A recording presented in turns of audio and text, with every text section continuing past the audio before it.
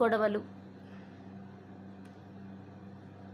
కొన్ని కొన్ని ఆందోళనకరమైన విషయాలు వాళ్ళ దగ్గరికి తీసుకువెళ్ళకూడదు.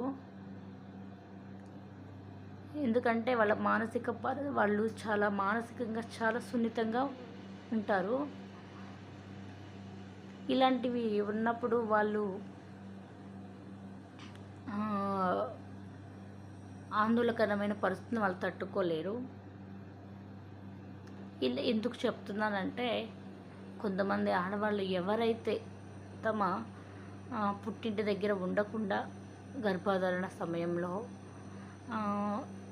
వే భర్త దగ్గర ప్లేస్లో కానీ వర్క్ చేస్తూ కానీ ఉన్నప్పుడు ఆందోళనకు గురైన వాళ్ళు, కొన్ని గొడవలకు గురైన వాళ్ళు డిఫరెంట్గా వాళ్ళు కొన్ని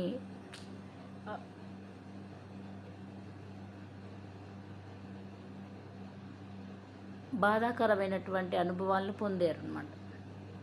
సరే, బాధాకరమైన అనుభవాలు పొందినా వాటిని నెగ్గుకొని ఉండగలిగితే ఓకే.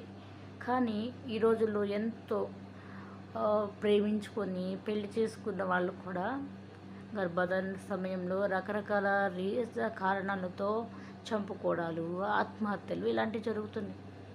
కొద్ది నెలల క్రితమే ఆ విశాఖపట్నంలో 9 నెలల గర్భవతిని రేపు డెలివరీ అవుతుందనగా ఎంతో ప్రేమించి పెళ్లి చేసుకున్న వ్యక్తి, అంటే వాళ్ళ పెళ్లి విషయం కూడా ఇంట్లో చెప్పకుండా రేపు బిడ్డ పుడితే తెలుస్తుందని చెప్పి ఇంకా ఆమెను చంపేశారనమాట. ఇంకా ఈరోజైతే ఎంతో చలాకీగా ఉండే అమ్మాయి వైష్ణవిని హరిబాబు అనే వ్యక్తి ప్రేమించి పెళ్లి చేసుకున్న వ్యక్తి 4 నెలల గర్భవతిని చంపేశారు. కారణాలు ఏవో కారణాలు కాదు. వన్స్ పెళ్లి చేసుకున్నాక లైఫ్ ఇంతేనా అన్న ఒక ఆలోచనతో చంపేస్తే కొత్త జీవితం మొదలు పెట్టవచ్చు అన్న పిచ్చితనంతో ఇలా చేస్తున్నారు. చంపేస్తే కొత్తగా మొదలయ్యేది ఏమీ లేదు. చంపిన వాళ్ళ జీవితం నాశనం అవుతుంది.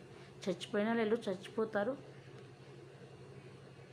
చంపిన వాళ్ళ జీవితం కొత్తదనంగా ఎలా మొదలవుతుందంటే మరొక పెళ్లితో కాదండోయ్. ఎలా మొదలవుతుందంటే జైలుతో మొదలవుతుంది. కొన్ని సందర్భాల్లో అయితే వాళ్ళు కూడా చావాల్సి ఉంటుంది. ఇది తెలుసుకోక